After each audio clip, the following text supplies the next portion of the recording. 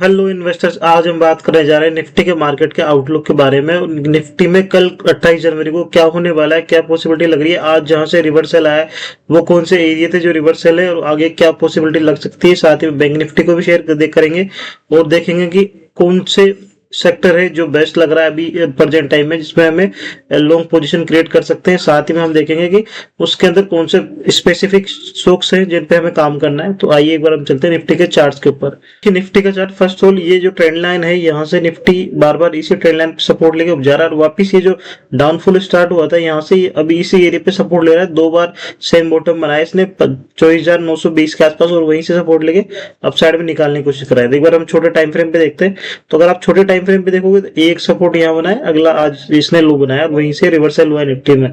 और रिवर्सल का अगर आप देखोगे ट्रेंड कहाँ से आया, देखो ये वेव यहाँ से स्टार्ट हुई डाउन ट्रेंड में।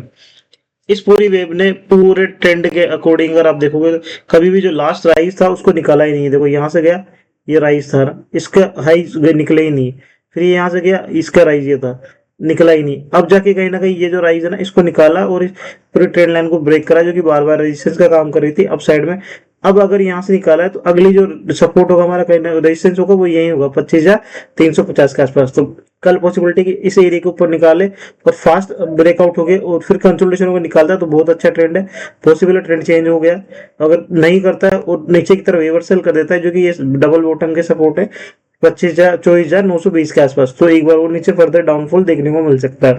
क्योंकि अगर हम बात करें ये जो पूरी वेव आई है, वेव परस्पेक्टिव से बात करें यहाँ से तो फ्लैट वेव थी ये। अगर आप देखोगे ए वेव, ये कंप्लीट बी और ये सी वेव। सी में अगर हम बात करें तो 5 वेव है, इम्पल्स में 5 वेव होती है सी में। अगर आप कभी देखोगे ना फ्लैट वेव में, तो अगर यहाँ से मार्क करते हैं ये फर्स्ट वेव थी, ये सेकंड वेव है, थर्ड यहाँ कंप्लीट हुई है, फोर्थ उसके बाद फिफ्थ वेव यहाँ डाउनफॉल में कंप्लीट हुई है।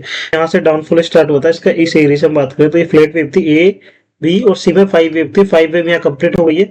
अब ट्रेंड में चेंज हो, अगर ये 5 वेव कंप्लीट हुई है तो इस पूरी फोर्थ को फास्ट ब्रेकआउट होना चाहिए अप साइड में, तभी ट्रेंड चेंज होगा। अगर मानो यहाँ से ये वापस रिवर्सल कर जाता है तो पॉसिबल है कि यहाँ एक्स वेव बने और एक बार नया ट्रेंड डाउन ट्रेंड में और देखने को मिल सकता है। अगर ये जो लो है आज के 24,920 के आसपास अगर ब्रेक होते हैं तो इसको ध्यान में रखना है आपको। अब बात करते हैं बैंक निफ्टी की। बैंक निफ्टी से वन शेड बेटर है क्योंकि इसने जो लास्ट हाई थे इसको ब्रेक किया है, फर्स्ट टाइम में ब्रेक किया है और अप साइड में निकाला है बैंक निफ्टी ने। तो बैंक निफ्टी लग भी अच्छा रहा है कैंडल वाइज भी। और अगर आज की कैंडल आप देखोगे तो ये कैंडल 100 डीएम जो 100 एक्सपोनेंशियल मूविंग एवरेज है वहीं से सपोर्ट लेके निकाला है इसने। इसका 200 भी देख लेते हैं। 200 मूविंग एवरेज एक बार यहाँ से सपोर्ट लेके इसी तरीके से 2 से 3 दिन की कंसोलिडेशन के बाद अप साइड गया था। अभी यहाँ आया 4-5 दिन की कंसोलिडेशन है इस मूविंग एवरेज में और यहाँ सपोर्ट ले रहा है। और आज की कैंडल काफी इंगल्फिंग टाइप की कैंडल है, बड़ी कैंडल है, डाउन आई है उसके बाद में हाई पे बंद हुई है ना क्लोज। तो ये कैंडल काफी बढ़िया है और सकता है बैंक निफ्टी आने वाले टाइम में निफ्टी को लीड करता हुआ दिखे। अगर ये आज के लो हैं जो इसके 100 मूविंग एवरेज के 58,200 के आसपास, अगर ये ब्रीच होते हैं तो फिर एक बार डाउनफॉल देखने को मिल सकता है। लेकिन अभी ट्रेंड इंटेक्ट है, अपसाइड में है, high rise higher low formation में जाना चालू हो गया है ये। अगर आप इसको देखोगे यहाँ से तो इसने अच्छा निकाला है आज ट्रेंड में, इसके हाई को भी निकाल दिया। 200 मूविंग एवरेज से ऊपर है 15 मिनट के टाइम फ्रेम पर, तो चार्ट बिल्कुल परफेक्ट है बैंक निफ्टी का। अभी हम देखते हैं कौन सा सेक्टर है जिसपे हमें ध्यान रखना है।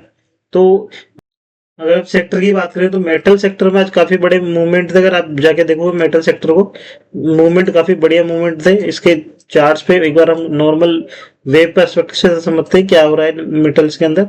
तो मेटल में अगर आप देखोगे तो कहीं ना कहीं यहाँ से ट्रेंड चेंज हुआ था इस एरिया से ना, कंसोलिडेशन हुआ था ए वे बी सी डी ई, फिर ट्राइंगल फॉर्मेशन से कंसोलिडेशन था डाउन ट्रेंड में ये। तो इस पूरे बॉक्स को इसने कहीं ना कहीं ब्रेकआउट करा अप साइड में। ब्रेकआउट के बाद अच्छी कैंडल है तो पॉसिबल है आने वाले 2 से 4 दिन के अंदर या इस वीक के अंदर हमें मेटल्स में काफी बड़े ट्रेंड देखने को मिले। तो इसको हमें ध्यान में रखना है मेटल को।